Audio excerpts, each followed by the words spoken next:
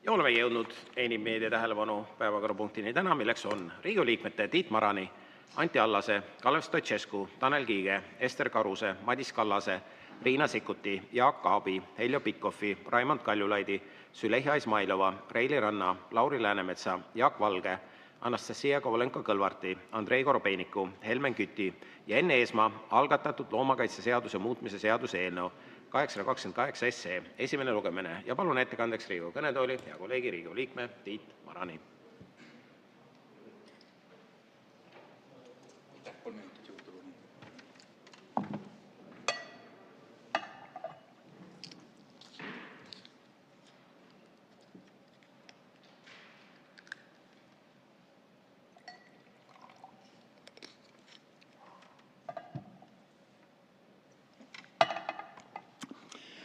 Aitäh, auväärt juhataja, auväärt kolleegid, mu daamid ja härrad.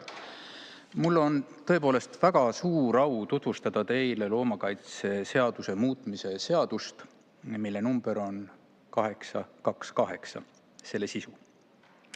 Selle eelnõu on esitanud 18 saadikut erinevatest erakondadest, aga oluline on siinjuhul kindlasti ära märkida see, et tegelikult seda eelnõud ei ole koostanud esindajad. Sellel eelnõul on pikk ajalugu. Selle on koostanud Regionaal- ja Põllumajandusministeerium. Koostamise käigus on peetud pikki arutelusid, räägitud on sektori esindajatega ja samuti ka maaelukomisjonis on olnud arvukalt arutelusid. Nii on valminud antud eelnõu tekst. Vaatamata sellele see eelnõu on jäänud kuidagi toppama. Ja auväärt kolleegid, meil on vaja see eelnõu kännu tagant lahti lükata ja hakata seda menetlema siin meie auväärses kojas. Veelgi enam, vahepeal on hästi palju toredaid asju juhtunud. Eesti juhtivad munatootjad on välja tulnud hea tahte algatusega lõpetada kanade puuris pidamine aastaks 2035. See on lausa suurepärane. Seda ettevõtjate hea tahte avaldust ja praegust eelnõud tuleb vaadata kui kahte üksteist toetavat liikumist eetilisema ja loomade kannatusi vähendava toidutootmise suunas. Me oleme äärmiselt erakordses ja väga positiivses olukorras. See tuleb ära kasutada. Mis siis kujutab endas meie ees olev eelnõu? Ühe lausega kokkuvõetavalt eelnõu lõpetab Eestis munakanade puuris pidamise, tagades samal ajal õiglase ja pika üleminekuaja tootjatele ning viib Eesti kooskõlla nii ühiskonnas väljendatud ootustega kui ka Euroopa loomade heaolu arengusuundadega. Milles see muudatus seisneb? Sisuliselt on seal 4 elementi. Esiteks üldine keeld, toidumunade tootmise eesmärgil kanade pidamine puuris keelatakse. Siis üleminekusäte, mis ütleb, et tootjad, kes peavad 2027. aastal 1. jaanuari seisuga kanu täiustatud puurides, võivad seda edasi teha kuni 35. aasta jaanuarini. Siis tulevikureegel, et alates 27. aastast ei tohi rajada uusi puurikanalaid ja kõik uued investeeringud peavad olema nii-öelda puurivabad. Ja lõpuks järelhindamine, mis on oluline. Riik kohustub 30. aastaks hindama keelu mõju ja vajadusel tegema täpsustusi. Miks see seadusemuudatus on vajalik? Esiteks loomade heaolu. See on põhieesmärk ja see on väga sisuline. Puur piirab kanade liikumist, loomuomast käitumist ja nagu õrrelistumine, liivavannid või nokkimine. Ja nagu väitis ka VTA loomade heaolu juhtivspetsialist Anneli Veedam eelmise nädala kolmapäeval Pealtnägija saates, kanade puuris pidamisel ei ole põhimõtteliselt võimalik tagada kanade heaolu. Seda kinnitavad ka kõik teadusuuringud, sealhulgas ka seda, et ka täiustatud puurid ei taga heaolu piisavalt. Loomade heaolu kaitse on esiteks Euroopa Liidu üks alusväärtus. See on avalik huvi, millega seadusandja peab arvestama ja sellele reageerima. Ja tegelikult, auväärt daamid ja härrad, me ei pea otsima põhjendusi, miks seda seaduseelnõud on tarvis. Hoolimine ja teiste elusolendite kannatuste vältimine on lihtsalt inimeseks olemise üks osa. Seda ei tohi unustada. Siis avalik tahe ja tarbija käitumine. See teema on meile inimestele oluline. Rahvaalgutus korjas 34 582 allkirja ja on sellega 3 kõige enam allkirju kogunud algatuse hulgas. Ja uuringud näitavad, et tegelikult märkimisväärne osa tarbijatest on valmis rohkem maksma puurivabade kanade munade eest. Ja lõpuks kaubandusketid, rahvusvahelised tootjad liiguvad juba puurivana toormelepingu suunas ja nende sõnul on just meil puudu nii-öelda nendest puurivabadest munadest. Ei saa ära unustada ka Euroopa konteksti. Me ei ole nendes muudatustes kaugeltki mitte üksi. Munakanade puuris pidamise on keelestanud paljud maad, Saksamaa, Austria, Luksemburg, Tšehhi, Taani, Šveits ja nii edasi. Ja Euroopa Liidu enda sees on olemas väljatöötamisel ka algatused, sealhulgas loomade heaolu õigusraamistiku terviku ülevaatamine. Muuseas, mis on oluline, meie naaber Läti algatab täpselt samasuguse seaduse eelnõu arutelu parlamendis 30. aprillil. Mu daamid ja härrad, me ei pea ju kogu aeg kõikides asjades tagasõrkima siin kojas, eks ju. Eelnõu arvestab ka majanduse ja tootjatega. See eelnõu ei sulge tootmist üleöö. Ülemineku aeg on 10 aastat, see on enam-vähem sama, mis on amortiseerumise aeg praegustel puurides. Arvestab tasuvusaega, vajadust hooneid ümber ehitada ja uusi rajada. See puudutab peamiselt 4 ettevõtet, 18 tegevusala. Ja riigil on olemas tegelikult ja planeerimisel investeerimistoetused ÜPP meetmest, mis annaksid 50–60% toetuse määradest hoonetele ja seadmetele. Küsimus on, kas tootjate toetamiseks on olemas ka poliitiline valmisolek ja tahe. See on küsimus siia saali. Sotsiaaldemokraadid, Keskerakond, Reformierakond, Eesti 200 ja EKRE. Teil kõigil on võimalik siin saalis välja öelda ausalt, et kui võim satub teie kätte, kas te toetate ettevõtteid toetusmeetmete kaudu või arvate seda mitte vajalikuks. Sellega ma lõpetan ja tänan tähelepanu eest. Olen valmis küsimustele vastama. Aitäh. Ma näen nüüd ootamatult on tekkinud 2 protseduurilist kätt, et kas midagi on juhtunud, et me peaksime... Züleyxa Izmailova, palun, küsimus istungi juhatajal, vabandan ettekandjaga. Jah, aitäh, austatud juhataja. Kui ma saali tulin, siis ma nägin, et selle puurikanade keelustamise petitsiooni autorid, nähtamatud loomad, eskorditi julgestuse poolt majast välja. Et kas te oskate äkki öelda, mis juhtus? Aitäh. Ma tõesti ei oska öelda seda, et ma tõesti ka ise oma pilguga märkasin, et seal mingi vestlus toimus seal. Korra oli keegi kohvitassiga, võib-olla oli see teema, aga sellest oleks ju mööda või üle saanud. Et mul on raske nagu öelda, et julgestusinimesed oskavad seda põhjendada, millist korda nad parasjagu rikkusid, kuna on tegemist Riigikogu istungiga, avaliku istungiga praegu käib, siis minu teada ikkagi on õigus nagu tulla siia, eks ju. Aga kas neil oli midagi ka kaasas seal, ma ei saa ka seda välistada, et tõepoolest ma nägin seda, aga ma ei oska küll öelda, mis see põhjus oli. Et ma väga loodan, et see oli ikkagi väga tõsine põhjus, sest me oleme ikka avalik asutus ja selles võtmes nagu on õigus osaleda. Aga ma ei oska põhjendada tõesti. Tanel Kiik, palun.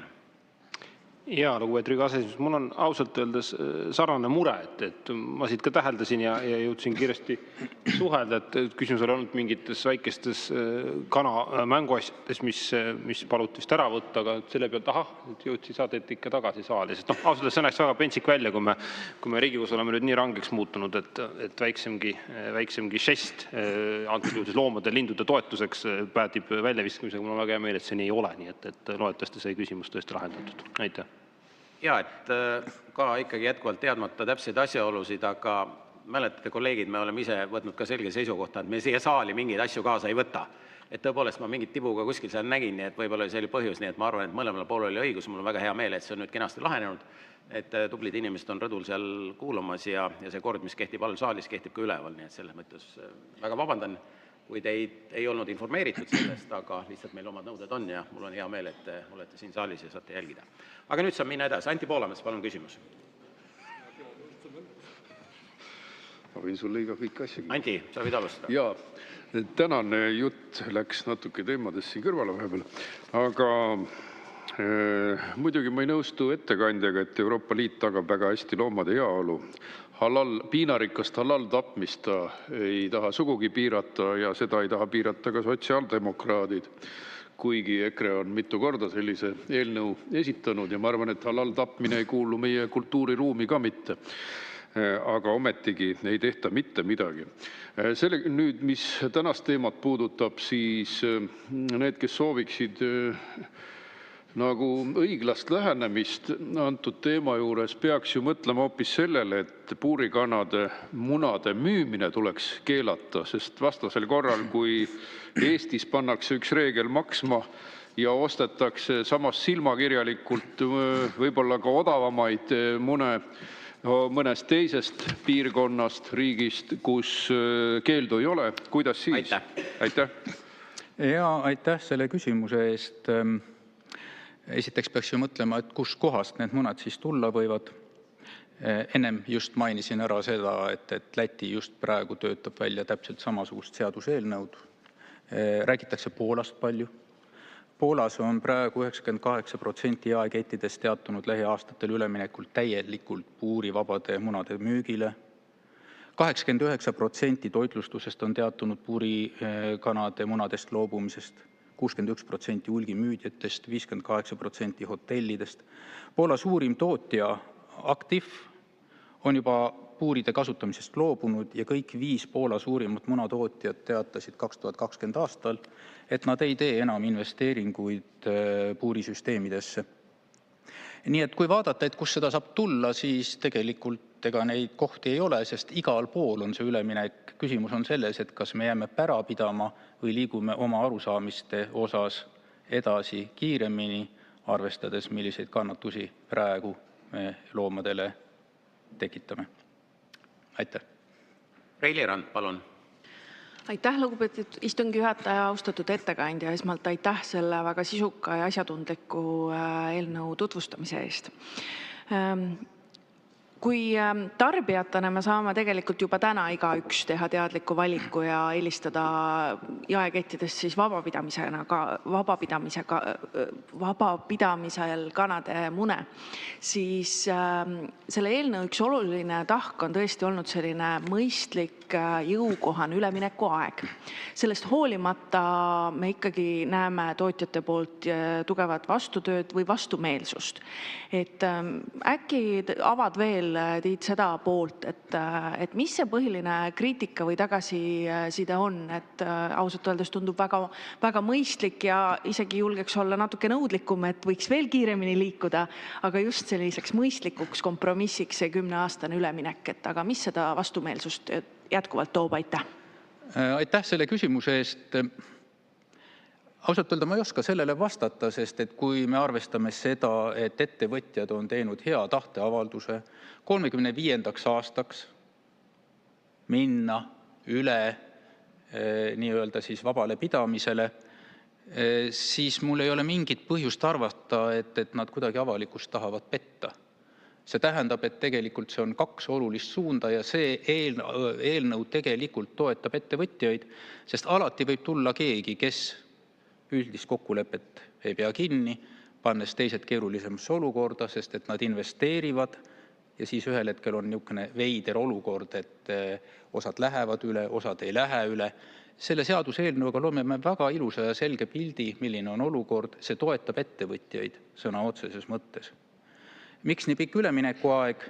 Aga see on just sellepärast, et me arvestame ettevõtjate huvidega sellega, kui suur on nende praegu investeeringute äratasuvusaeg, kuidas puurid amortiseeruvad, et neil oleks võimalikult lihtne seda teha, pluss peale selle just see, et ettevõtjaid peab ka toetama selles osas. Ka see pool on olnud tugevalt arutelul. Olen ettevõtjatega ise rääkinud pärast ühte maaelukomisjoni istungit ja nende peamine mure oli just see, et nad saaksid sellel üleminekul toetuse. Sellepärast ma esitasin ka küsimuse, et kas keegi erakondadest arvab, et see ei ole mõistlik ja hakkaks selle vastu töötama. Aitäh! Jaak Valge, palun! Aitäh! Lugupeetud härra doktor, ma ka ei kahtle teie pädevuses selle teema puhul. Aga mul on selline laiem niisugune metafüüsilisem küsimus, et teatavasti on suhteliselt levinud arusaam, et loomade eetiline kohtlemine muudab ka inimestevahelisi suhteid hoolivamaks ja õiglasemaks, sest tegelikult samu moraalseid põhimõtteid ju ka empaatiat ja kannatuste vältimist rakendame ka igal pool, eks ole, oma ühiskonna sees ka. Ja mulle endale tundub see väga loogiline. Aga nüüd ma küsin teie käest, lugupeetud härra doktor, kas te olete kursis, kindlasti olete kursis, kas te saate mõnele sellele kinnitavale uuringule ka viidata? Aitäh. Selleks ei ole, aitäh selle küsimuse eest, see on väga hea küsimus, ma hea meelega peaksin 2-tunnise loengu sellel teemal, aga mulle seda aega vist ei anta, ma kahtlustan. Aga me ei pea selleks mingitele uuringutele ju pöörama, sest meil tasub vaadata seda, kui lastel on kodus olemas koduloomad, kuidas nende empaatiline suhtlemine muutub. Rohkemat meil ei ole tarvis siin teha. Aitäh selle küsimuse eest. Heljo Pikhof, palun. Suur tänu ja väga tänan ettekande eest.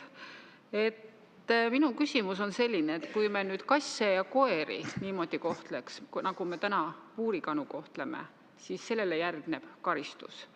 Ja siit tuleb mu küsimus, et kuidas siis sobib tänane puurispidamise lubamine Eesti loomakaitsepoliitika üldiste eesmärkidega? Aitäh.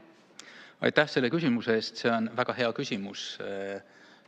Ma pärast arutelu faasis tahaksin rääkida 5 õigusest, mis on need minimaalsed tingimused, mis loomade heaolu tagamisel peavad olema täidetud. Ja tegelikult nii naljakas, kui see ka ei ole, praegusel hetkel neid ei täideta, vaatamata sellele, et tegelikult loomakaitseseaduses on need sisse sisuliselt kirjutatud. Midagi ei ole teha, lihtsalt puurides pidades meil ei ole võimalik heaolu tagada. See on väga kahetsusväärne, et see on nii tekkinud, sellest ei saa süüdistada ettevõtjaid, sest et see oli võimalik. Ja me peame looma olukorra, et see ühel hetkel ei ole võimalik ja mul on väga hea meel, et tootjad selles osas on niivõrd mõistlikud, meil on väga toredad ettevõtjad. Aitäh. Züleyxa Izmailova, palun. Aitäh, austatud juhataja, hea ettekandja. Praeguse koalitsiooni ministrid on seda eelnõu minu teada juba 2 korda kooskõlastanud ja tegelikult see teema on ka koalitsioonileppes sees. Aga millest selline vastuolu nüüd, et miks nad on hakanud seda takistama? Kas te saate aru? Aitäh. Aitäh, Süleja. Me oleme mõlemad sotsiaaldemokraadid ja me kumbki ei ole koalitsioonis, nii et ma ei oska sellele küsimusele vastata. Pead esitama selle küsimuse kellelegi teisele. Aitäh. Arvo Aller, palun. Aitäh, lugupeetud istungi juhataja, hea ettekandja. No minule tundub see praegu lahtist uksest sisse murdmisena, et kui ettevõtjad 25. veebruaril allkirjastasid vabatahtlikult ülemineku puurivabade kanade pidamiseks ja muna tootmiseks ja sealt lähtuvalt nad andsid selle oma allkirja, et nad selle piiravad, mis tähendab ka seda, et nad enam investeeringuid ei tee puuridesse. Nii nagu te ütlesite, et Poolas ei tehta enam investeeringuid, Poolas enam ei osteta kaubandusketid, aga Poolas seadust ei ole, mis keelab selle ära.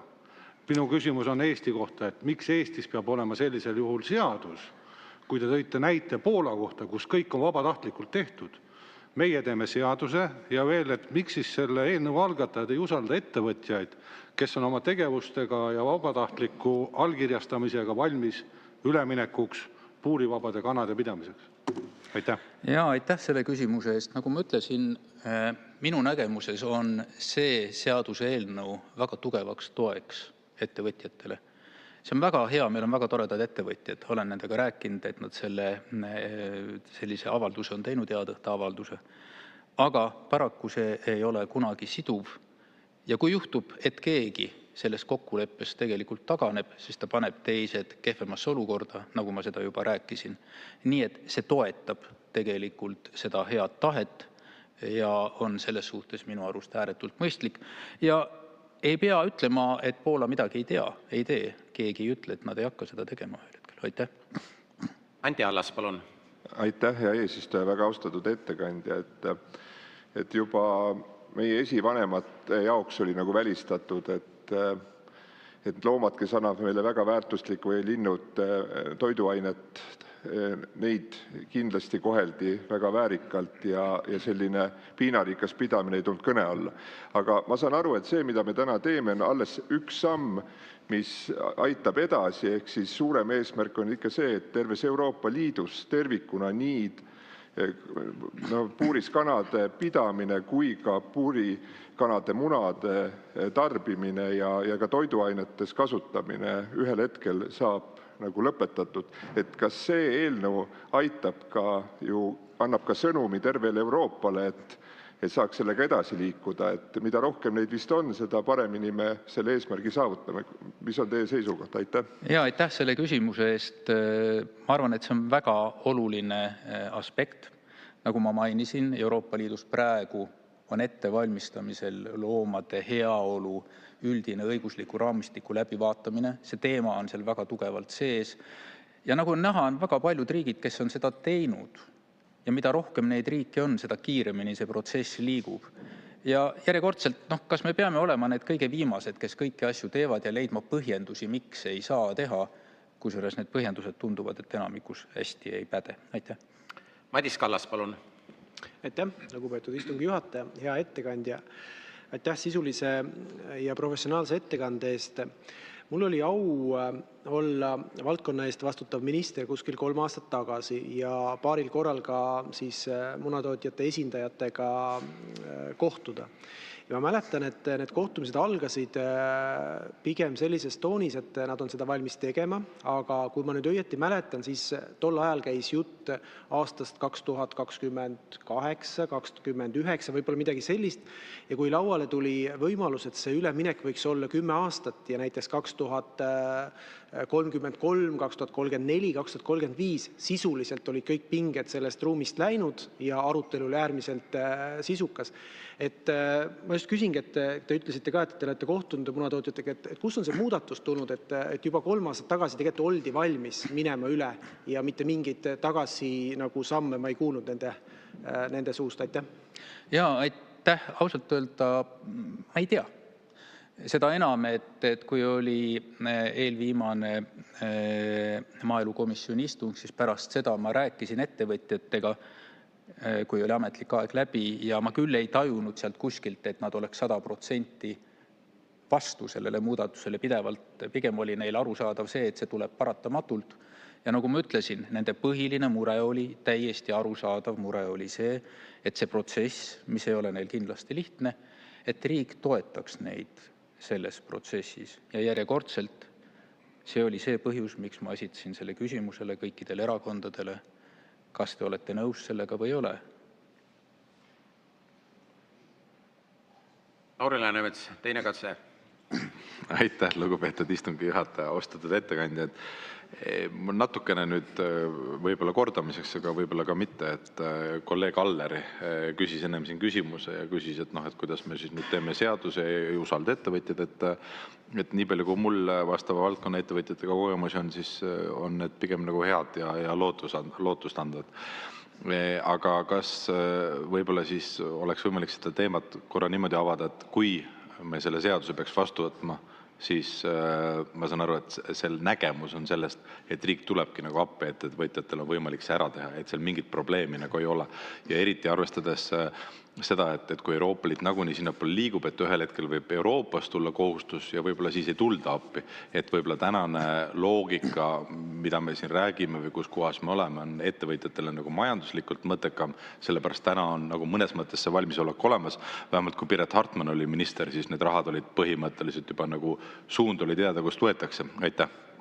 Ja täpselt, aitäh selle küsimuse ja arvamuse eest, täpselt nii ongi.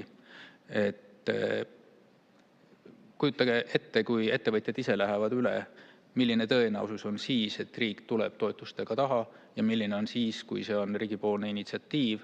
Ja ma isiklikult arvan väga, et ettevõtjaid selles protsessis tuleb toetada. See on väga mõistlik ja ka õiglane. Riina Sikkut, palun. Aitäh, hea juhataja, lugupeetud ettekandja. Kliimaseaduse puhul näiteks nii ettevõtjate ootus kui õiguskantsleri sõnum oli, et meil on vaja kliimaneutraalsuse eesmärk seaduse tasemel sõnastada ja tõesti panna paika need sihid ja eesmärgid, nii et see oleks kõigile selgelt teada. Eile või üleeile avalikustatud Anne Sullingu ja Erkki Raasukese aruanne ütleb, et tegelikult ka energeetikas on vaja selgeid sihte ja välja öeldud sõnumid ka valitsuse poolt.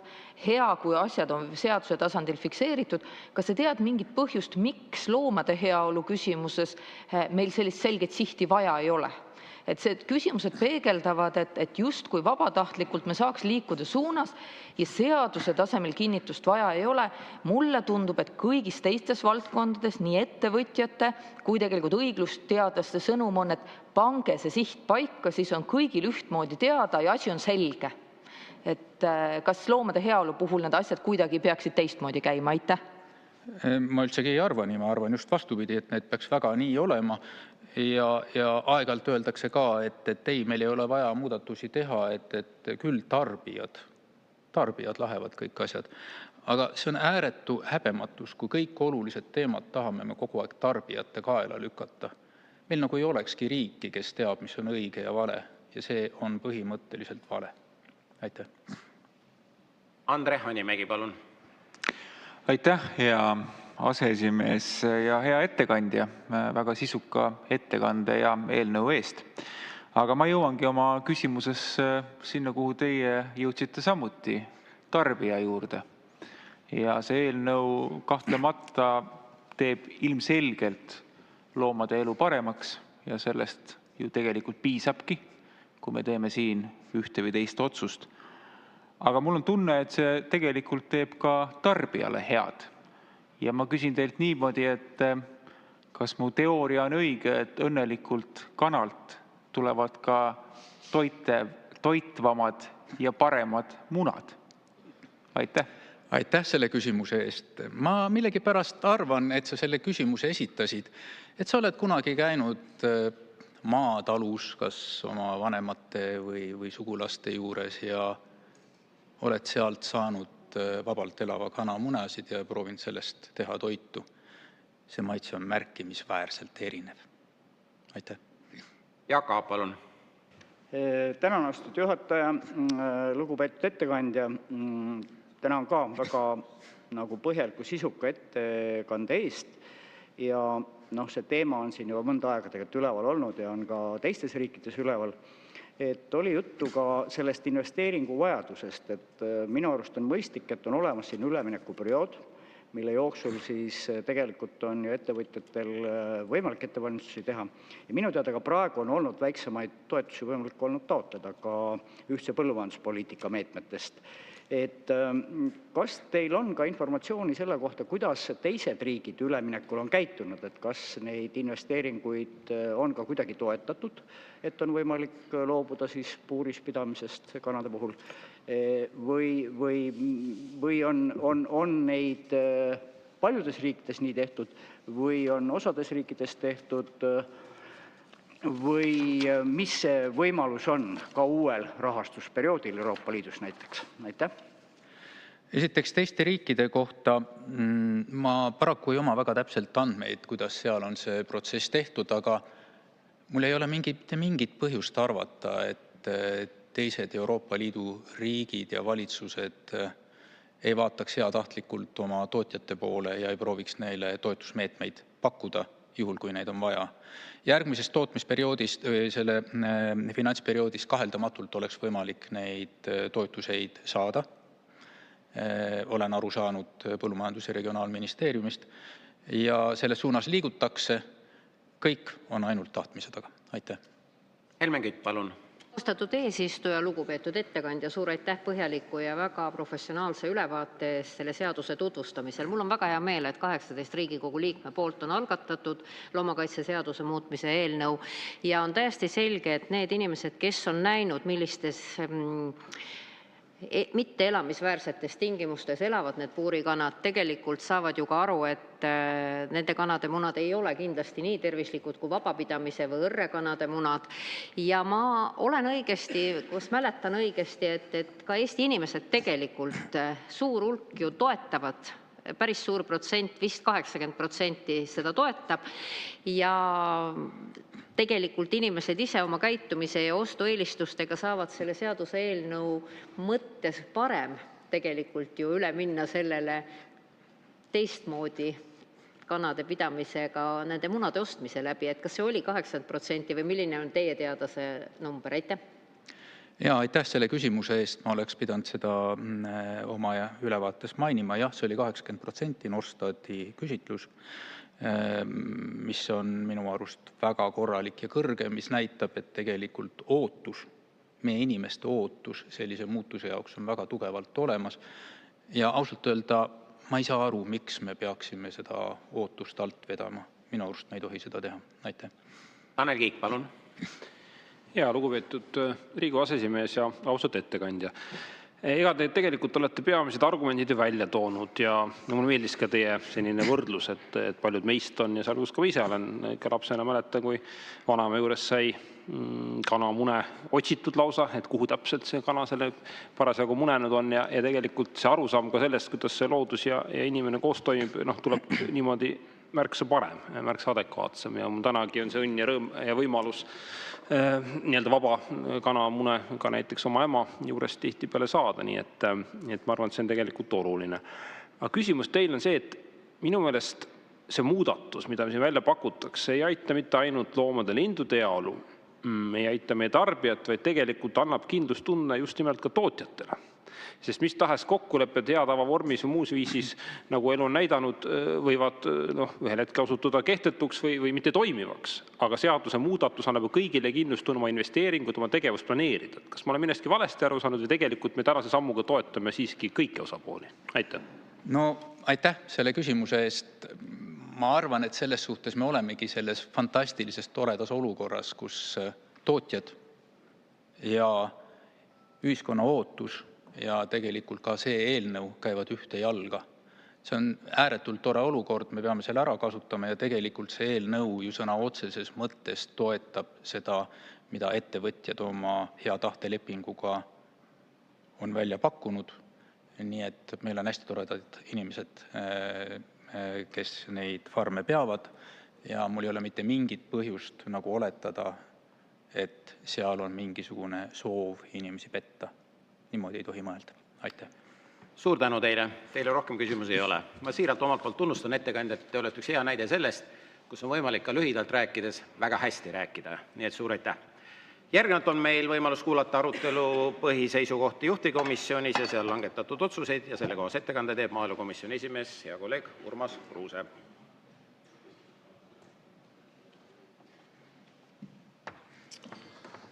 Aitäh, austatud istungi juhataja, auväärt kolleegid saalis.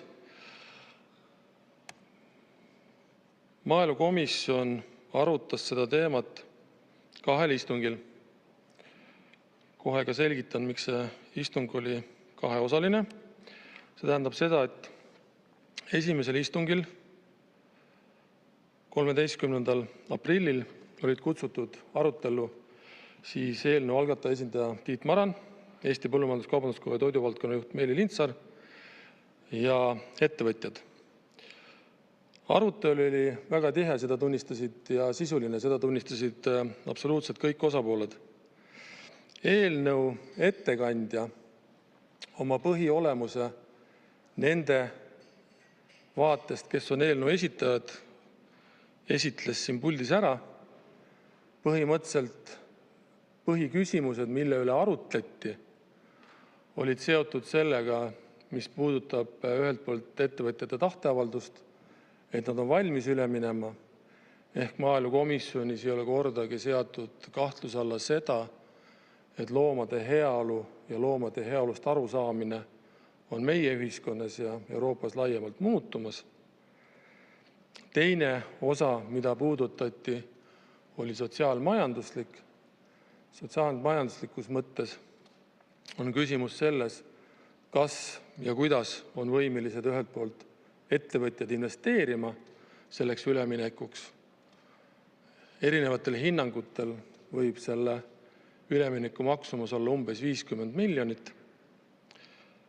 Teine selle arutelu osa oli seotud sellega, et kas ja kuidas tarbija selle vastu võtab, ehk kas ta on võimeline maksma selle muna kallinemist kinni, mis tähendab seda, et õrrekanad, vabalt peetavad kanad ja mahekanade munad on kindlasti kallimad.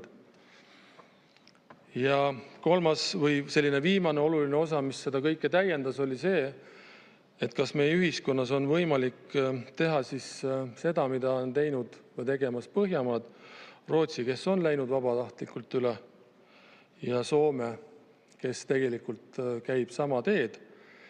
Nii et sellega võiks selle sellise üldise arutelu kokku võtta. Ja komisjon tegi sellel 13. aprillil otsuse, et saata see siis suurde saali ja täna teie ees see eelnõu on. Eraldi istung tehti otsuse suhtes, milline on komisjoni ettepanek antud eelnõu puhul. Ja see toimus siis nädal aega hiljem ehk 20. aprillil ja komisjon otsustas tuua suurde saali see esimesele lugemisele ja esimene lugemine lõpetada. See oleks lühidalt sissejuhatavalt kõik.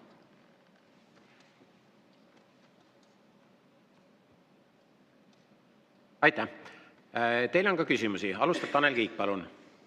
Ja, lugupeetud Riigikogu aseesimees ja austatud ettekandja.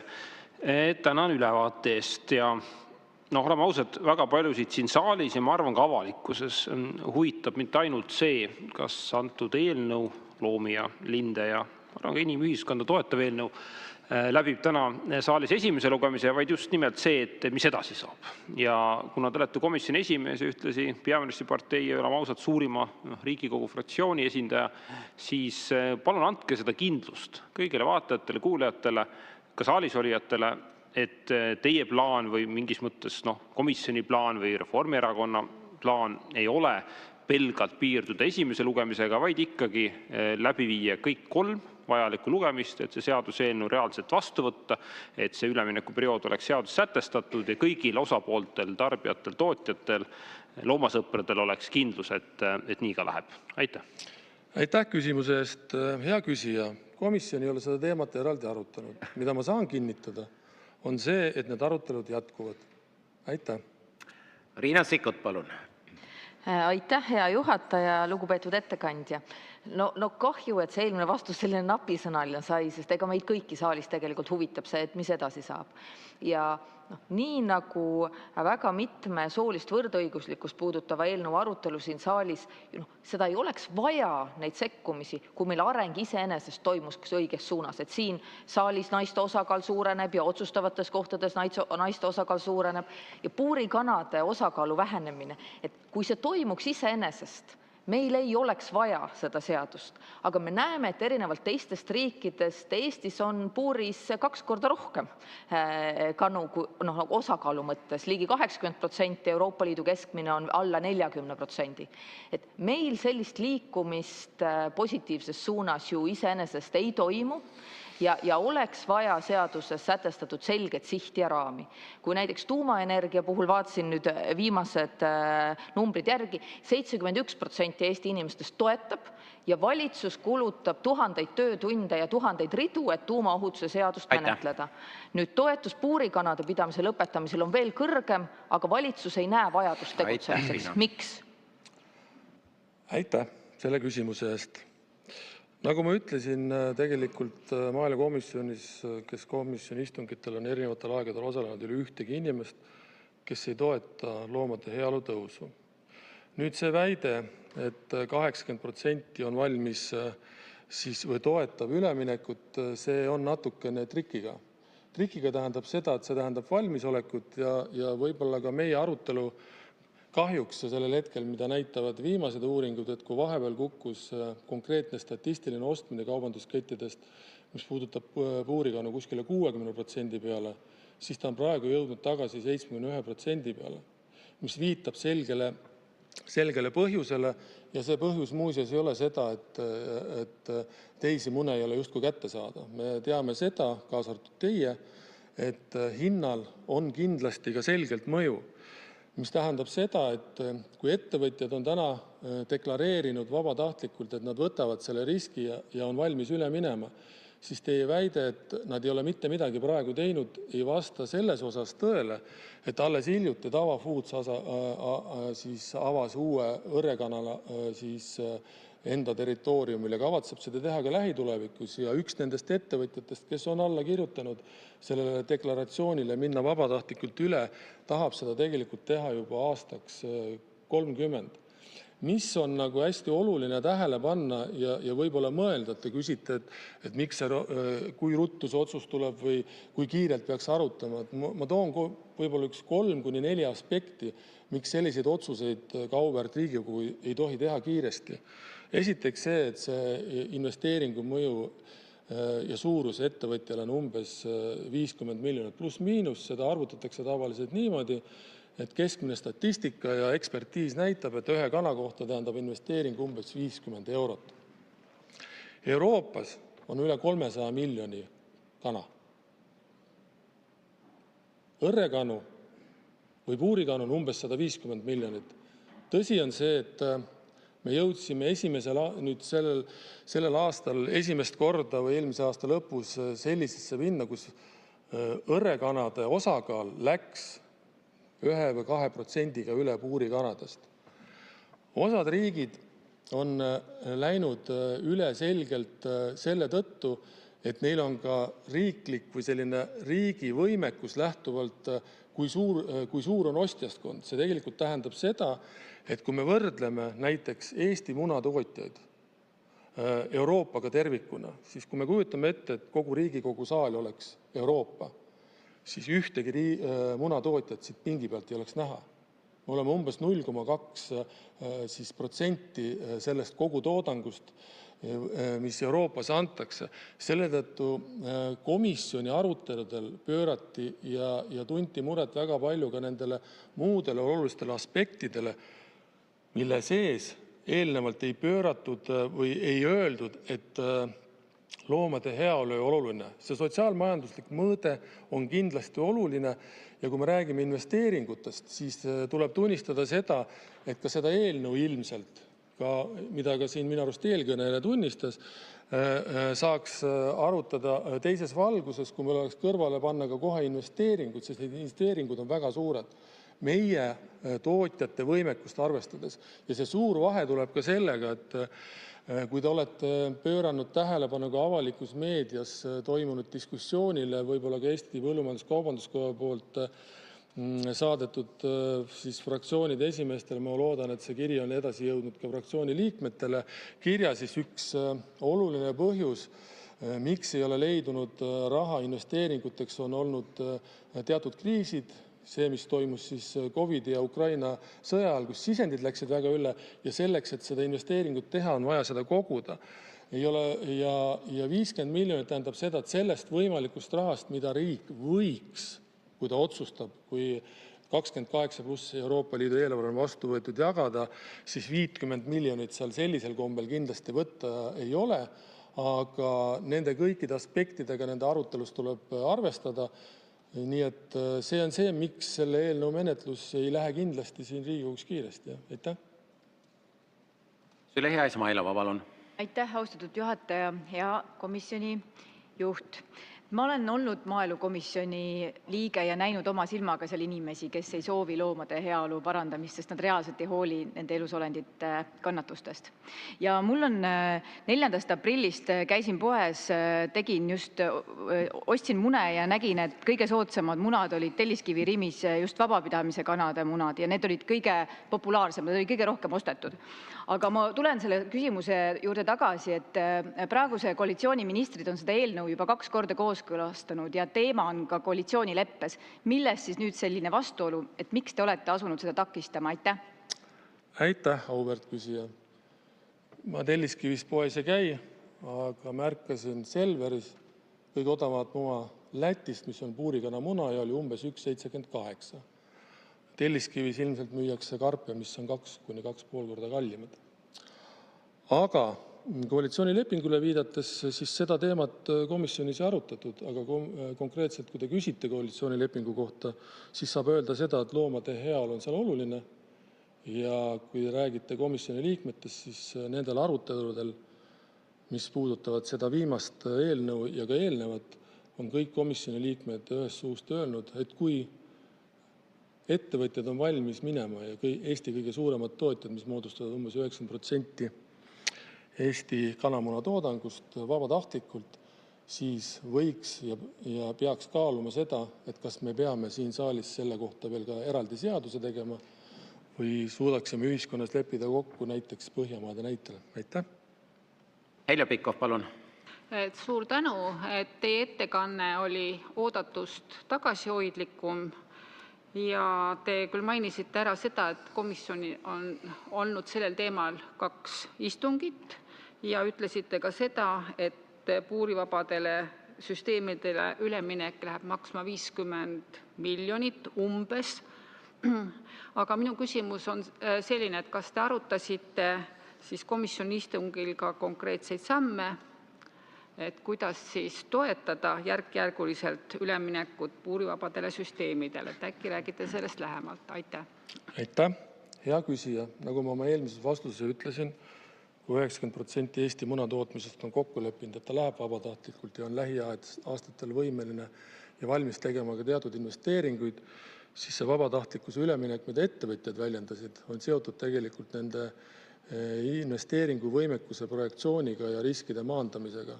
Auväärt Riigikogu kahjuks ei saa praegu öelda, kui palju on võimalik 28+ ühtsest põllumajanduspoliitika raamrahast toetada nii munakanapidajaid ega ka teisi sektoreid. See arutelu on meil ees, sellepärast et me peame ennem suutma Euroopas selle eelarve, mille projektsioon Eestile on hetkel väga positiivne, ligi 6,5 miljardit, saama ka ametlikult kokku lepitud ja siis on võimalik seda raha hakata jagama. Nii et valmisolek kindlasti toetust on, aga kinnitada ei saa seda ka auväärt Riigikogu praegu hetkel lähtuvalt sellest, mis meid ees ootab. Aitäh! Jaak Valge, palun! Ja aitäh, lugupeetud härra eesistuja! Lugupeetud maaelukomisjoni esimees! Teatavasti oli see eelnõu plaanis esialgu esitada valitsuse eelnõuna, aga valitsuses jäi see mingil põhjusel siis peaministri poolt päevakorda panemata ja takerdus. Kas teie saate kinnitada, et juhul, kui esimene lugemine täna lõpetatakse, siis teie komisjoni esimehena ei jäta seda eelnõud kodukorra mõtte vastaselt riiulile või puuri, vaid seate selle eelnõu teise lugemise maaelukomisjoni päevakorda veel kevadistungjärgul? Aitäh! Aitäh!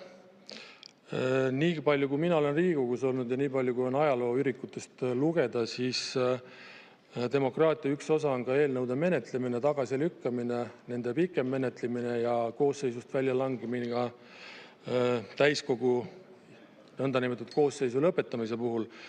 Nagu ma ennem ütlesin, me ei ole seda arutanud, kas ja kuidas me edasi käitume. Meil on igal juhul plaanis teha veel teatud kaasamisi. See puudutab ka teaduslikku poolt. Me ei ole täna käsitlenud ka seda, mis puudutab lindude suremust farmides ja nende seost pidamisviisidega. Nii et neid teemasid, mida arutada, on kindlasti veel. Aitäh! Tiit Maran, palun! Ja aitäh komisjoni tööst ülevaate tegemise eest. Ma küll ei mäleta täpselt, et seal oli juttu sellest 50 miljonist, aga las olla. See 50 miljonit teie sõnastuses ma saan aru, et see tundub olevat väga suur summa ja võib-olla et liiga suur riigi jaoks. Ja nüüd ma olen natukene segaduses, et kui nüüd ettevõtjad on teinud selle hea tahte avalduse ja tahavad üle minna, siis need kulud tulevad ju nagunii. Kas need kulud siis on ettevõtjate maksta või te peate ikkagi vajalikuks seda ka riigi poolt toetada ja kui riigi poolt toetada, siis mis on vahe seaduse vastuvõtmise ja mitte vastuvõtmise vahel finantsilisest seisukohast? Aitäh! Hea küsija, võib-olla me pöörasime liiga vähe tähelepanu ühele aspektile ja see puudutab võimalikku importi väikesesse Eesti Vabariiki. Ja see ei tähenda seda, et kui Poola isegi jaekettides lõpetab puurikanade müügi ja tootmine jääb alles, siis tuleb öelda seda, et sellel munal on vaba pääs Eesti kaubandusse. Ja see tegelikult tähendab seda, et Eesti ettevõtja sellel hetkel võib sattuda ka ebavõrdsesse konkurentsi lähtuvalt sellest, et tarbija nõuab seda ja tahab seda ka hinna poolest saada. Ehk küsimus on ju tegelikult turult teenitavast siis investeeringuvõimekusest ja seda mingi aja peale ümber jagades, et ettevõte jääks ellu, töökohad säiliksid ja ei tekiks ka muid pingeid, olgu see siis seotud ettevõtte enda majandamistegevusega või sotsiaalseid müügisüsteemides. Sest nagu te tähele panite, et avalikkuse ees, kui räägitakse, et üks või teine riik kavatseb keelustada, siis seal üldiselt tuleb vaadata ka sisse, et kas tegemist on sellega, et tootmine on keelustatud või müük, kaubandus on keelustatud. Ja me täna räägime hästi palju kaubandusest, aga ei räägi kondiitrist ja toiduainetööstusest, millel on täpselt samasugune mõju. Aga 50 miljonit on käinud meie istungitest läbi ja seda võib vaadata ka protokollides. See on tehtud lihtsalt matemaatiline arvutus, kas ta on 45 või 50 miljonit. See sõltub ajahetkest, mil seda arvestatakse ja see investeeringu suurus on enam-vähem teada, kui palju see maksma läheb. Ja julgen öelda, et 50 miljonit on iga sektori jaoks väga suur investeering, kaasa arvatud selle sektori jaoks, mille osakaal Euroopa Liidus on 0,2%. Helmen Kütt, palun. Suur aitäh, austatud eesistuja, lugupeetud maaelukomisjoni esimees ja ametikaaslane. Oled olnud ka põllumajandusminister ja kindlasti oli loomakaitseseadus siiski laua peal, kui minister olid. Nüüd maaelukomisjoni esimehena on minu meelest sul unikaalne võimalus koos komisjoni liikmetega, heade ametikaaslastega see algatus tegelikult ka selle koosseisu aeg seaduseks saada ja teha.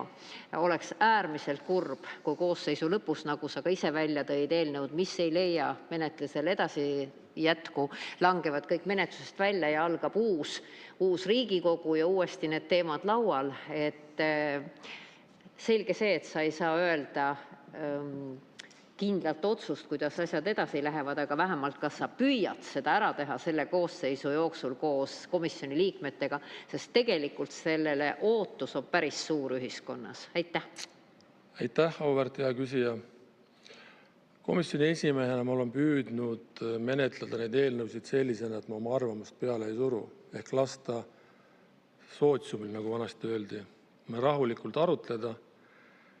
Võib-olla praegu on leidnud ka vähe käsitlus see, et kuigi auväärt härra Maran märkis seda, et Euroopas justkui on menetluses või menetlusse minemas loomade heaolu laiem pakett, siis hetkel see menetlusse minemas ei ole. Selle tähtaeg, kui see menetlusse võiks minna, võiks juhtuda selle aasta 4. kvartalis ja siis selgub, millised teemad sealt laua peale üldse võetakse. Sest ka Euroopa volinik on ise tegelikult tunnistanud oma sõnavõtus Euroopas seda, et see ebaühtlane üleminek oma olemuselt rikub konkurentsi. See rikub konkurentsi ühelt poolt võib rikkuda siseriiklikult Euroopas tervikuna, ka lähtuvalt sellest, milline on import ja import ei ole ka praegu keelatud. Selle tõttu Eesti minu arvates vabariigi seisukohad, valitsuste seisukohad sellistes küsimustes on alati olnud põhimõttelised, et kui me loome mingeid keelde üleminekuid, siis nad peaks olema tegelikult tervikuna Euroopas vastu võetud. See loob kõige parema ja valutuma ülemineku ka konkurentsi mõttes, kus ettevõtjad saavad sellega kohaneda. Aga ma veel kord rõhutan, need aspektid arutelu mõttes on ääretult olulised, aga heaolu mõttes ei olnud mingit vastasseisu. Ja komisjoni liikmed ja ka teised on küsinud, aga miks siis ei võiks seda teha vabatahtlikult, kui seda on deklareeritud, kui eesmärk on täpselt sama. Ja mulle tundub, et me hetkel vaidleme mitte loomade heaolu üle, vaid selle metoodika üle, kuidas sellele üle minna. Sest muidu ei oleks ju Põhjamaades seda juhtunud ja juhtumas. Aitäh! Reili Rand, palun! Aitäh, lugupeetud istungi juhataja, austatud ettekandja. Minu jaoks on siin ikkagi ebakõla ja kolleeg Tiit Maran sellele juba viitas, et kui vabatahtlik kokkulepe on sõlmitud, te olete seda korduvalt, see on siin debatis korduvalt läbi käinud, te olete ise rõhutanud, et enamik munatootjad on juba ise valmis minema vabapidamise peale üle. Nad on seda teinud teadmises, et selle kaasnevad investeeringukohustused. Samal ajal oma ettekandes te keskendusite justkui peamise takistusena väga pikalt sellele, et see toob kaasa olulisi investeeringuid ja lausa laususite, et eelnõu menetlemine seetõttu kindlasti ei lähe kiirelt. Mina ei saa aru, mis siis seda ebakõla toob, et tahes-tahtmata jääb mulje, et see vabatahtlik kokkulepe on justkui kattevari, et tegelikult selle muutusega sisuliselt mitte tegeleda. Et palun selgitage, et mis siis ikkagi on tänase teie kui ka maaelukomisjoni juhi seisukoht, mis on selle eelnõu perspektiiv ja miks need kaks nägemust kokku ei lähe? Aitäh! Aitäh, auväärt küsija. Te ilmselt kisute neid sõnu mul kontekstist välja. 50 miljonist ma ei rääkinud kui peaargumendist, vaid ühest mitmest argumendist, mis selles arutelus käsitleti. See on põhimine põhjus, miks ma seda nimetasin. Tervise aspekti me ei ole üldse siin saalis käsitlenud ja härra Maran kindlasti teab seda paremini, et kui me vaatame erinevaid pidamisviise, siis loomade suremus võiks öelda, on keskmiselt samal tasemel. Tõsi, see vahemik jääb näiteks puurikanade ja võrrekanade vahele 4–12% vahele, aga ka seda me ei käsitlenud vastuargumendina, vaid lihtsalt teadmisena, et loomade kannatused on olemas statistiliselt ka siis, kui nad on õrrekanalas, vabapidamises ja mahepidamises. Nii et see võib-olla on olnud ühiskonna arutelu juures natukene eksitav, et kui me selle seaduseelnõu vastu võtame, siis kõik võimalikud need juhtumid lõppevad.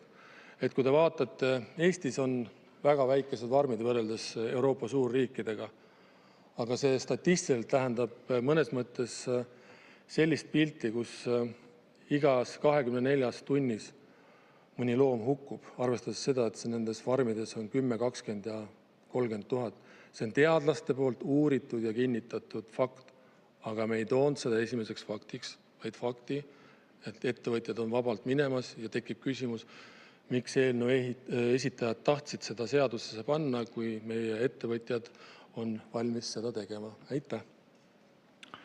Peeter Ernits, palun!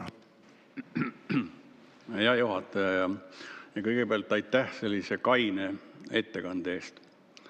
Aga küsimus on, kui palju te komisjonis arutasite turu võimalikust ümberjagamisest, Eesti inimeste reaalsest ostujõust, munade ostujõust just nimelt, ja võimalikust impordist, muna impordist ja sellest, et Hiinast ja Indiast saab minu andmetel 2–3 sendiga praegu muna kätte. Aitäh. Aitäh. Võib-olla Indiat ja Hiinat me a priori ei maininud, aga kindlasti oli arutelu üks osa see, et kui see Euroopas tervikuna ei ole keelustatud, siis igal juhul puurikana muna siia tuleb, kas Euroopa Liidu seest või kolmandatest riikidest. Tõsi on see, et praegusel hetkel üldiselt selles regioonis muna liigub suuremas osas Poola, Leedu, Läti, Eesti liinil, nii võiks justkui öelda. Aga see on teistpidi jälle oluline osa, sellepärast, et kui me vaatame ka kaubanduskettide teatud käitumist, siis kaubanduskettide käitumine on objektiivselt vaba, mis võib tähendada ka seda, ja mõned ettevõtjad on ka seda tunnistanud, et jäädakse eelistama enda kodumaa näiteks mingit toodangut. Ma ei nimeta seda praegu konkreetselt ainult munast või mida iganes, mis võib tähendada seda, et see konkurents saab veel tugevama löögi, aga minu arvates ma jään selle juurde, sellised üleminekud peaksid toimuma Euroopa Liidus tervikuna. Ma arvan, et minister ja parlament peab selle jooksul rohkem tööd tegema, aga minu arvates on ka oluline see, mida Euroopa Liit siis sügisel looma heaolu nõndanimetatud paketis jätab lauale ja mis nende järgnevate eesistumiste ajal siis arutluse alla tuleb. Aitäh. Anti Allas, palun. Aitäh, hea eesistuja, väga austatud ettekandja, et on ju ilmselge, et kui me täna julgelt teeksime selle otsuse ära, siis ka see annab hoogu, et Euroopas terviklikult saaks kiiremini kogu spektris see probleem lahendatud, ehk siis nii kasvatamine kui ka pidamine ühtepidi siis kui ka kasutamine ja tarbimine saaks reguleeritud kiiremini mida oleks väga vaja. Ja minu arust on see ka konkurentsi küsimus, et kui tegelikult seda on ka minule mitmed munatootjad ütelnud, et kui me täna julgeksime ära teha selle otsuse ja annaksime ka selge sõnumi, et me tahame riigina ka sellesse sektorisse toetusi suunata, siis tegelikult 10 aasta pärast on ju need ettevõtjad paremas konkurentsiolukorras ja konkurentsivõimelised ka Euroopa munaturul tervikuna. Et ma ei saa ühest asja aru, et miks me peame oma ettevõtlust nagu maha kiskuma, äkki te oskate kommenteerida seda, aitäh. Aitäh, hea küsija. Kui me räägiksime riigiettevõtetest, siis ma saaksin selleks küsimuse sisust aru. Aga siin on üks väike vastuolu. Kui ühelt poolt on ettekandjate väide see, et tarbijad järjest rohkem eelistavad, siis ei peaks ju probleemi olema. Ega tarbija ei lähe või Riigikogu ei lähe tarbija koju ja ütle talle, et sa pead ostma seda muna. Mis see loogika ütleb seda, et mida rohkem tarbija poes ostab puurivaba kanamuna, seda kiiremini ettevõtjad selle üle lähevad. See on meie arvates see nagu loogika. Ja selle tõttu see seadusesse raiumine selle hetkel, kui tõesti munatootjad on seda ise deklareerinud, ei ole nagu a priori nagu meie arvates nagu nii oluline kui eesmärk ise, et me läheksime sellele üle. Ja samas paralleelselt tuleb töötada ka Euroopa Liiduga. Aga lihtsalt see kurbloolisus on ju tegelikult selles. Ma ütlesin, et neid munakanu on Euroopas üle 350 miljoni. Isegi kui Eestis oleks need miljon, mingitel andmetel on see alla miljoni, vahet ei ole, isegi oleks miljon, siis selle mõju Euroopa Liidu majandusele on olematu. Ja minu arvates, kui me teeme ja laseme ettevõtjatel koos tarbijatega ja selles arutelus teha moraalse valiku, mida nad on teinud, siis see on absoluutselt suurepärane. Aga vahel meile tundub, et me suudame Euroopa majandust mõjutada rohkem, kui meil musklites jõudu on. 350 miljonit munakana Eestis, miljon miinus. Sellel ei ole selles kontekstis mõju. Aga kuna me oleme moraalselt küpsemad kui 10-15 aastat tagasi, siis minul siiralt on hea meel, kui me anname ettevõtjatele või annaksime ettevõtjatele võimaluse teha seda vabatahtlikult. Ja kui seadusandja aastal X märkab, et nad ei pea sellest lubadusest kinni, siis on vajadusel võimalik ka või Riigikogul sekkuda. Need on need arutelupunktid, mida ka maaelukomisjonis ja ka majanduses ja ka maaelus sõna otseses mõttes arutatakse. Ja mina kutsun küll kõiki üles kaubanduses tegema oma moraalsed valikud ka poeleti juures, et see 70% kukuks alla 50 vähemalt paari aasta jooksul. Siis on kindlasti ettevõtjatel võimalus ka teha kiiremalt üleminekuid. Lauri Läänemets, palun. Aitäh, lugupeetud istungi juhataja, austatud ettekandja. Me ju tegelikult teame, et kui sotsiaaldemokraadid olid valitsuses, siis see protsess liikus päris kiiresti ja nüüd ta tegelikkuses on peatunud. Teil on siin suhteliselt ebameeldiv vastata neile küsimustele, peate välja mõtlema ühte, teist ja kolmandat, aga lõppkokkuvõttes me teame, et ei Reformierakond ega Eesti 200 ei kavatse seda seaduse edasiminekut toetada teisele lugemisele ja me teame, et see raha pannakse ka kuskile mujale, et põllumajandus neid vajadusi on. Et selles mõttes ja teie ülesanne on siin nüüd seda head nägu teha ja Reformierakonda või valitsuskoalitsiooni päästa nii palju kui annab. Teie vastustest vaikselt kumab läbi tegelikult see põhimõte, mida te teha kavatsete. Sellest tulenevalt mul on teile lihtsalt 2 küsimust. Üks on see, et kas seda ümmargust juttu on ajada siin raske ja teine küsimus on see, et mis te arvate, kas peale meie siin saalis avalikkus jääb ka seda uskuma? Aitäh! Sotsiaaldemokraatidega valitsuses minu arust ei läinud midagi väga kiiresti. Sellepärast nad ei ole ka praegu valitsuses. Sotsiaaldemokraatidel on võimekust ühiskonnas tekitada diskussiooni, et ettevõtjad on valmis vabatahtlikult seda tegema. Kui te peate seda meie võiduks või meie saavutuseks, siis väga tore. Aga see ei ole ju nii. See on olnud üks osa diskussioonist. Mul ei ole auväärt Riigikogu teie ees olla väga keeruline komisjoni esimehena, sest nagu ma enne rõhutasin, ma olen püüdnud seda arutelu vedada väga tasakaalukult ja rahulikult.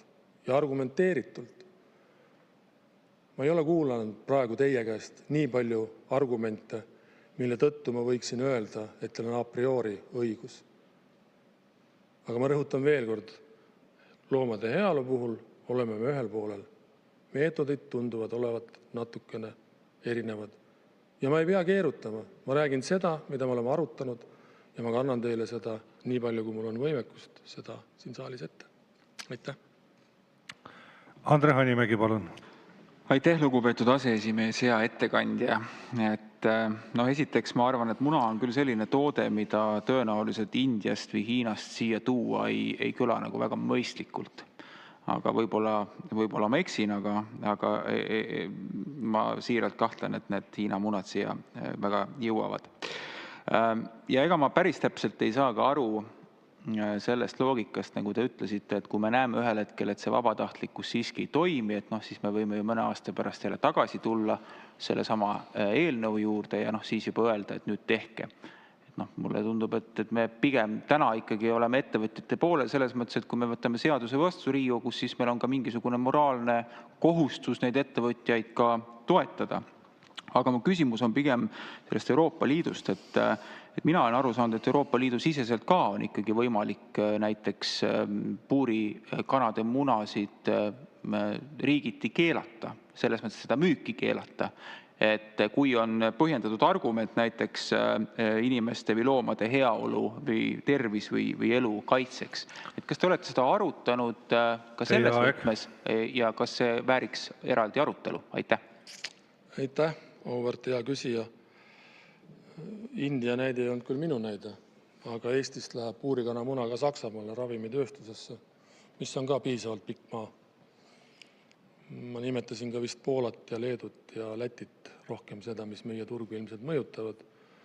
Aga erakorralistel juhtumitel võivad ka teatud rekkad jõuda meie juurde ja meie munatootjate hinda päris korralikult alla lüüa, mis seda konkurentsi veelgi raskendab. Teisalt, see küsimuse teine osa jäi mulle natuke arusaamatuks, aga ühine turg, jah, selles mõttes mina või meie oma aruteludes viitasime ju tegelikult sellele, et kui kuskil lepitakse kokku, et mingid kaubandusketid ei müü, see ei tähenda a priori 100%, et kõik kaubandused ei müü. Kuskil on tootmine keelatud, kuskil on antud ülemineku tähtaeg, näiteks väga rikkas riigis, Taani on see vist aastal 2035, siis see jätab turu ikkagi teatud konkurentsi ebaõiglusesse, mis tegelikult tähendab seda, et minu viide oli see, et kui me võtame kokku Eesti tarbija muna tarbimise, siis võrreldes selle tarbimisega ja Euroopa võimekuse toota siis seda puurikana, see on, ma ei tea, sadades või tuhandetes kordades suurem, mis tähendab seda, et see muna tuleb ikka siia turule. See küsimus oli sellest, miks oleks mõistlik, et Euroopa Liidus keelatakse ära tervikuna. Ja selle teine osa oli see, et kui me laseme kolmandatest riikidest selle sama muna Euroopa turule, siis see nõrgendab terviklikult siis selle nõndanimetatud konkurentsivõimet. Aga puhtalt eetiliselt ei ole me absoluutselt erinevatel rindejoontel, nii et rõhutan veel kord. Aitäh. Peeter Ernits, palun. Hea juhataja ja kuigi mul ei ole ideoloogiliselt Reformierakonnaga kõige soojemad suhted, aga ma tänan tasakaalukalt kaine ettekande eest. Aga küsimus on, kas te arutasite komisjonis, et miks selle eelnõuga ei taheta keelata ära puurikana munade müük? Ja on veel munamassi, mida samamoodi selle päritolu, et praegusel hetkel, kui keelata ära nende puurikanade pidamine, aga puurikanade munade müük oleks oluline. Ja muus vahepeal võin öelda, et ettevõtjatega ka täna hommiku suheldes, tegelikult see tähtaeg, see on nüüd kolleegidele, on tõenäoliselt tuleb palju lähemale kui 35. Aga jah, mida te komisjonis arutasite? Aitäh. aus vastus on see, et me päris sellise rakursi alt, nagu teie küsimuse esimene osa oli, ei arutanud. Kas me tulevikus seda rakurssi kavatseme kasutada, ei julge öelda. Aga üks oluline osa sellest arutelust oli ka tegelikult see, et me peaksime nagu arutelude käigus olema maksimaalselt avatud ja ausad mõlemal poolel. Ja üks osa sellest arutelust oli seotud ka sellega, et miks näiteks minu arvates loomade heaolu eest võitlemisel MTÜ Nähtamatud Loomad ei oleks valmis ise liituma selle kokkuleppega ja olema see ühiskondlik valvur koos seadusandjaga, kui see on vaja.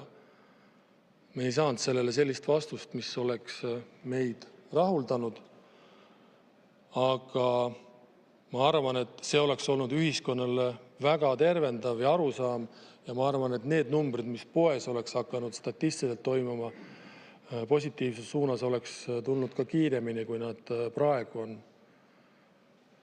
Tõsi, kuskil oli ka kirjeldusi sellest, või küsimusi, et järsku me peaksime näiteks loomaaiad ära keelama. Aga me ei võtnud seda nagu põhiteemana, see on küll protokollis kirjas, sellepärast, et me salvestame protokolli, aga see ei olnud selle komisjoni arutelu teema, et me peaksime seda sellisel kombel tegema. Aitäh. Madis Kallas, palun. Aitäh, hea istungi juhataja, hea ettekandja, et olete ka nii nagu istungi juhataja, nii nagu ka mina vastutanud põllumajanduse eest, kaasa arvatud siis selle teema eest, mis täna siin laual. Ma just võtan sellest viimasest sõna siis paaris kinni, kus te ütlesite, et Nähtamatud Loomad, ütleme siis vormilt väike, aga sisult suur MTÜ võiks seda ühiskondlikku kokkulepet siis kuidagi hallata või vedada, et see üleminek saaks toimuma. Kas see oli teil siis ka komisjonis kuidagi arutelul või see oli teil praegu lihtsalt ühe ideena välja käidud? Aitäh. Ei, seda esitasid nii mitmedki komisjoni liikmed erinevatel komisjonide istungitel. Ma ei saa statistiliselt täpselt öelda, et mis konkreetsel istungil, seda saab protokollist järgi vaadata. Aga me ei käsitlenud seda sellises võtmes, et ta peaks olema, kuidas ma ütlen, siis juriidiline sõna otseses mõttes vastutaja, vaid ta võiks olla hea mentor ja koostööpartner selleks, et ettevõtted oma vabatahtlikkuse viiksid kiiresti ja kiiremini ellu, kui nad esialgu on kavandanud. Ja ma ei mõista seda nagu mõtet üldse absoluutselt hukka. Minu arvates oli see päris hea mõte, aga sellele küsimusele saavad nad üldsuse ja ise ju tegelikult vastata. Aitäh. Aitäh. Rohkem teile küsimusi ei ole. Avan läbirääkimised fraktsioonidele ja Sotsiaaldemokraatliku Erakonna fraktsiooni nimel Tiit Maran, palun.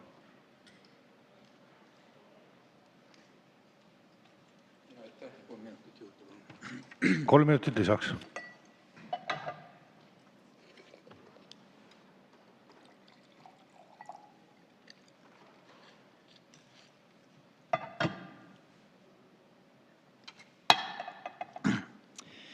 Aitäh, auväärt juhataja, auväärt kolleegid, daamid ja härrad. Selles kojas siin arutatakse väga mitmesuguseid seaduseelnõusid. On selliseid, mis on tehnilised, mis täpsustavad mingit protseduurikat, teevad seda mõnikord lihtsamaks ja pole midagi teha, peab ütlema, et aeg-ajalt ka märkimisväärselt keerukamaks.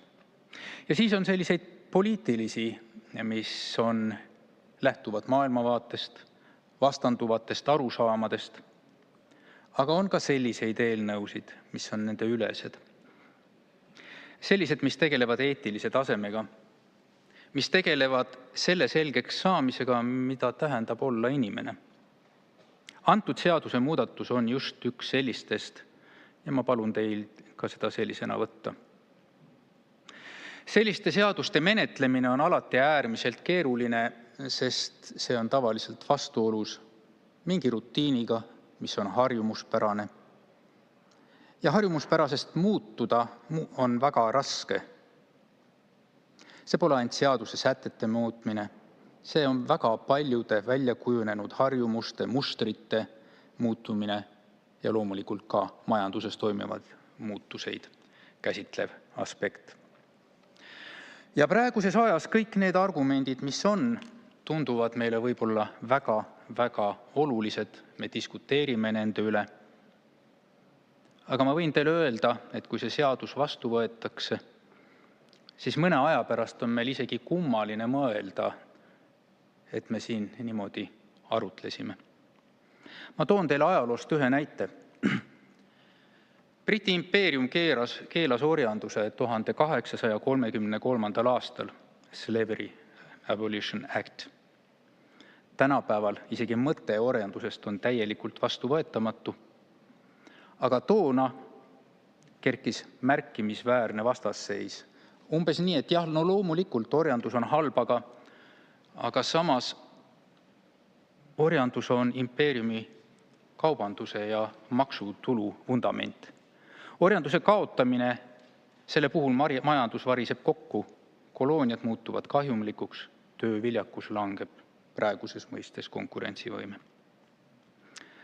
Eetilised otsustused eeldavad tavapärasest mõtlemisest, kastist väljaminekut, suurema pildi nägemist, inimeseks olemise nägemist, teiste eluvormide ja inimeste kannatuste nägemist ja nende lubamatuks pidamist.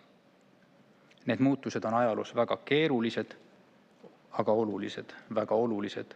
Ja mõne aja pärast niivõrd loomulikud, et tundub arusaamatu, miks neid ennem ei tehtud. Tegelikult on ju igasuguse elusolendi kannatuste lubamine aktsepteerimatu ja see on iseenesest mõistetav. Aga ikkagi me kuidagi võimaldame seda. Miks? Selles on meie ajaloos väga palju juuri, aga üks olulisemaid tuleneb ilmselt René Descartesilt, 16.–17. aasta filosoofilt, meie teaduse isalt, kelle mõtetel on olnud äärmiselt suur mõju meie mõttemaailmale ja seda nii halvas kui ka heas. Ja see halb mõju on paraku meie mõttemaailmast visa kaduma. Nimelt arvas Descartes, et vaim ja hing on see, mis on omane ainult inimesele, aga loomadel on ainult keha. Tema käsitlustes on see lihtsalt nagu mingi loommasin, mille käitumine tuleneb kehalistest mehhanismidest. Kuid kellel ei ole mõtlemist, ei ole teadvust, ei ole hinge, ei saa olla valu ega kannatusi, no näiteks nagu tolmuimejal ei saa olla kannatusi. Ja tema käsitlustes loomade karjed olid mehaanilised helid, kui ta loomi elusalt lahkas. Ning nende pääsemiseks ebameeldiv heli oli lihtne tee. Heli tekitamise vahend, häälepaelad tuli lihtsalt läbi lõigata. Tänane teaduslik arusaamine on selle Descartesi mõtteneeduse ammu kummutanud. Loomad on kognitiivsed, nad tunnevad, muuhulgas nad tunnevad valu, kannatusi, aga ka rõõmu ja heaolu. Teadusliku teadmise tee aga tavaellu ja seadusesse on tavaliselt väga pikk ja keeruline. Antud eelnõu on üks samm sellel teel. Aga millest siis lähtuda? Kas meil on mingit alust, mida mööda liikuda? Loomade heaolu arvestamiseks on teadus välja töötanud loomade 5 vabadust, mis tagavad selle minimaalse, mida on loomadel tarvis. Nendeks on vabadus jänust, näljast, vabadus ebamugavusest, vabadus valust, vigastustest, haigustest, vabadus loomu omasele käitumisele, vabadus hirmust ja kannatustest. See on ääretult oluline raamistik, sest see võtab kokku nii füüsilise kui ka vaimse heaolu miinimumnõuded. See kehtib kõikidele loomaliikidele, mitte ainult tootmisloomadele. Tööstuslikus tootmises, kus tootjad omavahel konkureerivad, on tootjatel endil väga raske, isegi kui neil on väga hea tahe teha muudatusi, sest see eeldab kulusid ja keegi võib kokkuleppeid murda. Tegelikult selles protsessis ongi juhtunud see kummaline asi, et see elusolend on muutunud tööstusmehhanismi osaks. Ja seepärast on reeglite loojatel, seadusandjal äärmiselt oluline roll eetikast lähtuvate otsustuste puhul. Me siin praegu oleme erandlikult heas olukorras. Ühelt poolt on ettevõtjate hea tahe ja teiselt poolt on seaduse eelnõu toetavad, need 2 toetavad 11. Paremat olukorda selle eetilise seaduse vastuvõtmiseks, mu armsad kolleegid, ma kardan, et meil ei saa olla. Sotsiaaldemokraadid toetavad seda eelnõud ja kutsuvad kõiki teisi rahvasaadikuid seda toetama. Sellega vähendame valu ja kannatusi. Ärge unustage, et Eestis on praegu puurides 660 000 kana, kes kannatavad ja piinlevad. Kannatavad ka praegu sellel ajal, kui mina siin räägin, ja kannatavad kogu see aeg, kui see seadus venib või kui teda ei menetleta. Muuseas, protsentuaalselt on vaid Maltas rohkem puurikanu kui Eestis. Eestis 77%, Euroopa Liidus 37% keskmiselt. Oleme selles osas kindlasti Euroopa 5 kõige tagurlikuma riigi hulgas. Astume sellest seltskonnast välja. Teeme seda. Aitäh teile tähelepanu eest. Aitäh. Eesti Keskerakonna fraktsiooni nimel Andrei Korobeinik, palun.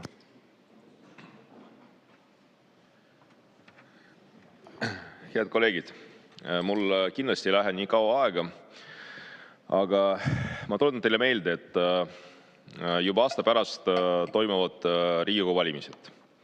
Reformierakonna strateegia on kogu aeg olnud selline, et nad lihtsalt venitavad.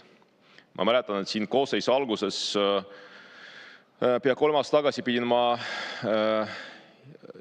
minema maaelukomisjoni selleks, et selle esimees viitsiks petitsiooni üldse menetlusse võtta.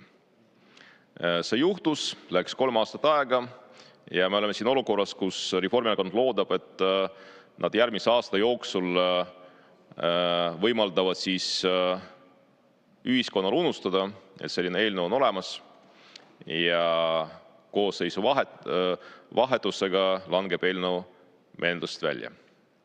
Loomulikult, kui Keskerakond tuleb võimule, teeme me selle ära, aga mul on, head sõbrad, teile väga suur palve.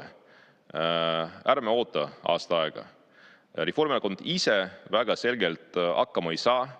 Nad vajavad survet ühiskonna poolt ja koos suudame saavutada seda, et järgmise aasta jooksul suudab maaelukomisjoni esimees tegutseda kiiremini ja viib selle eelnõu menetluse lõpuni.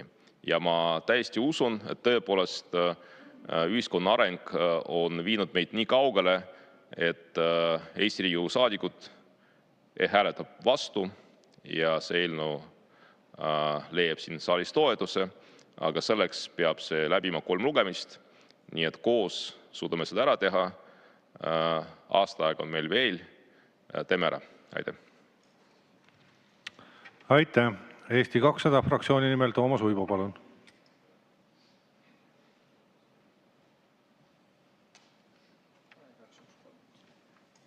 Kolm minutit lisaks.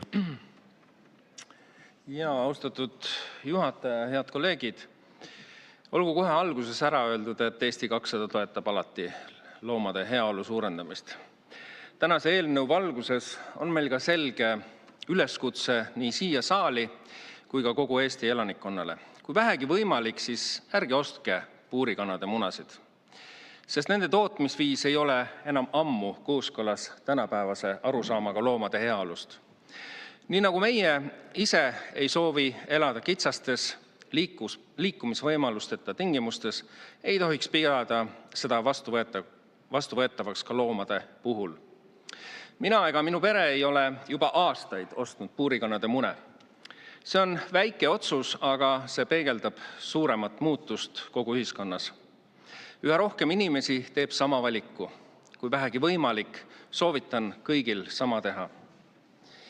Seega ei käi tänane debatt selle üle, kas loomade heaolu on oluline või mitte.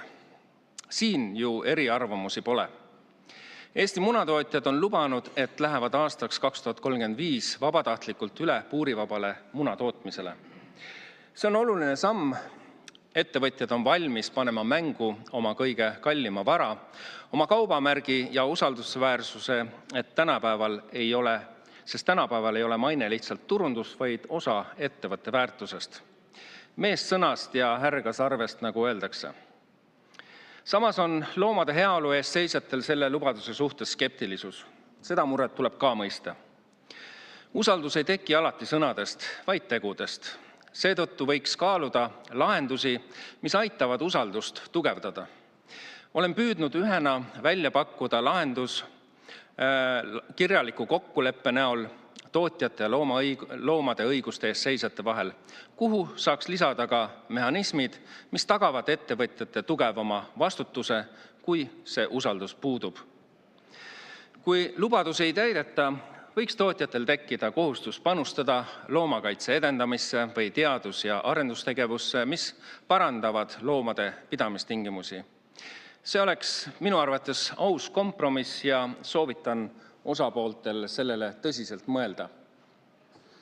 Kui Riigikogu siiski arvab, et sellesse loosse tuleb sekkuda seaduse tasemel, siis pärast seaduse esimest lugemist peame väga selgelt läbi mõtlema, kuidas kutsuda esile reaalne muutus, nii et me iseendale näppu ei lõikaks. Hea kavatsus ei pruugi automaatselt anda head tulemust, kui me ei arvesta majanduse toimimise loogikaga. Peame mõistma, et praegused punatootmise tingimused oleme ise rahvana läbi oma esindajate siin samas saalis varasemalt kehtestanud. Seetõttu ei saa me kuidagi öelda, et ettevõtjad ei täida täna seadust või tegutsevad hooletult. Kontroll nende üle on päris karm. Peame arvestama ka sellega, et kui riik hakkab seadusega piirama ettevõtlust, tekib maksumaksjatele ka kohustus kompenseerida sellega kaasnevad kulud. Need kulud võivad ulatuda kümnetesse miljonitesse eurodesse. Ja see on see hind, mida maksame selle eest, et otsekokkulepet sektoriga ei soovita paraku teha. See ei ole sugugi abstraktne number ja see raha tuleb võtta kellegi teise arvelt. Arvestama peame ka sellega, et tegelikult tekivad suurema keskkonnamõjuga farmid. See võib tähendada lindudele ka suuremat haigestumise ja epideemiariski ning seeläbi ka otsest mõju meie toidujulgeolekule. Seetõttu peame olema targad. Eesmärk on õige, kuid kõik need nimetatud riskid tuleb maandada. Ja vaatame korraks ka suuremat pilti. Euroopa Liidus on ühine turg. Liikmesriikide piirid eksisteerivad majanduse mõttes sageli ainult meie peades. Seetõttu tuleb arvestada ka sellega, et kui keeld ei hakka kehtima üle terve Euroopa Liidu, siis on oht, et puurikanade osakaal mõnes teises riigis Eesti arvelt lihtsalt suureneb ja meie poelettidel on endiselt sama seis. Siis peame endilt ausalt küsima, et kas me sel juhul oleme ikka päriselt loomade heaolu suurendanud. Just seetõttu on oluline, et puurikanade pidamine lõpetataks Euroopa Liidu üleselt. Eesti peab näitama siin selget ja tugevat toetust Euroopa tasandi lahendusele ja survestama komisjoni, et keeld hakkaks kehtima kõikidele riikidele ja ühtemoodi. Teadaolevalt võetakse see teema sel aastal ka päevakorda. Head kolleegid, selge on ka see, et praegune seadusemuudatus ei ole ainult loomakaitse küsimus. Ma olen sellega täitsa nõus. See on küsimus ka sellest, millist ühiskonda me soovime. Kas me tahame, et majandus areneks koos väärtustega või väärtuste arvelt? Me ei pea valima ettevõtluse ja eetika vahel, me saame valida tegelikult mõlemad. Minu sõnum munatootjatele on aga täna väga selge. Ärge investeerige puurikanade pidamisse. Turg liigub teises suunas. Inimesed ei soovi enam näha loomi elamas armetutes tingimustes. Seda näitab kasvav nõudlus puurivabalt peetavate kanade munade järele. Ja mul on hea meel, et Eesti liigub ka orgaaniliselt õiges suunas. Nii et Eesti 200 toetab esimese lugemise lõpetamist. Aitäh! Aitäh! Ja Eesti Reformierakonna fraktsiooni nimel Mait Klaassen, palun. Lugupeetud juhataja, head kolleegid ja kõik, kes jälgivad meid ülekande abil. Ma tahaksin natuke läheneda sellele küsimusele veidi teisest rakursist. Nimelt tuletada teile meelde ajalugu, et Eesti Vabariigi taasiseseisvumise järel võeti ühe esimese seadusena Riigikogus vastu loomakaitse seadus ja see juhtus 17. detsembril 1992. aastal, mille koostamisel õnnestus ka minul endal osaleda. Täna laudadel olev seadus käsitleb vaid tegelikult ühte loomaliiki ja sealtki ühte pidamisviisi põhiliselt. Aga esmalt ma tahaksin tsiteerida Eesti Maaülikooli loomade heaolu professori David Arnit, kes ütleb, et selleks, et loomakasvataja saaks oma loomalt kvaliteetset toodangut, peavad tema pidamistingimused vastama liigile omastele vajadustele. Kanade puurispidamist ei poolda ka sellel samal teemal omal ajal kandidaadikraadi kaitsnud Renaldo Mändmets. Et aga paremini mõista, miks üldse kanu puurides pidama hakati, siis peame esmalt tunnistama, et see tehnoloogia võeti maailmas kasutusele seoses just munade vajaduse järsu kasvuga ja tööstusliku loomakasvatuse arenguga. Minu enda pika ajaloo jooksul nii noorus- kui õpiku ajal peeti kanu veel suurtes latrites sügavallapanul. Kuid seal ka esines kõrget suremust tallamise, nokkimise ja nakkushaiguste tõttu. Pean siinjuures märkima, et tean, millest räägin, sest oma esimese palga ma olen just teeninud kanalates. Aga probleem on täna tegelikult minu jaoks milleski muus. Paraku ei muuda tehnoloogia muutus inimese vajadust munade järele.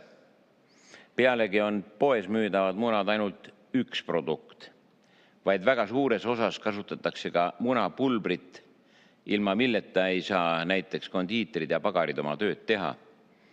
Ja vaat selle pulbri päritolu ega selle pulbri ajalugu me tegelikult täpselt kontrollida ka tulevikus ei suuda, sest seda saab vedada ümber maailma.